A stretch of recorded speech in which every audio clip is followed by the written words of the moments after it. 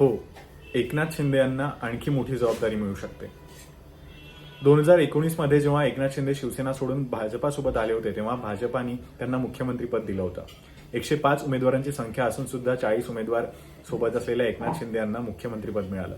पण आता 2024 मध्ये 132 उमेदवारांची संख्या असलेल्या भाजपाला मुख्यमंत्रीपद मिळणं ही स्वाभाविक गोष्ट आहे आणि ते होऊही शकतं. पण एकनाथ शिंदे यांनीच पुढाकार घेऊन जर देवेंद्र फडणवीस यांचं नाव त्यासाठी सुचवलं तर ती आणखी चांगली आणि महत्वाची गोष्ट असू शकते. जसं देवेंद्र फडणवीस यांनी एकनाथ शिंदे यांचं नाव सुचवलं होतं तसंच एकनाथ शिंदे यांनी देवेंद्र फडणवीस यांचं नाव सुचवलं तर तो एक त्यांच्या मनाचा मोठेपणा होईल आणि ती एक त्यांची छबी तशी तयार होईल आणि त्यांना नवीन जबाबदारी जी मिळू शकते ती म्हणजे धर्मवीर 2 आणि शिवसेना प्रमुख. एक शिवसेनेला जे यश एकनाथ शिंदे यांनी या निवडणुकीत मिळवून दाखवलं ते आजपर्यंतचं सर्वात मोठं यश होतं आणि हीच शिवसेना अजून ताकदवर अजून बळकट करण्यासाठी एकनाथ शिंदे प्रयत्न करू शकतात.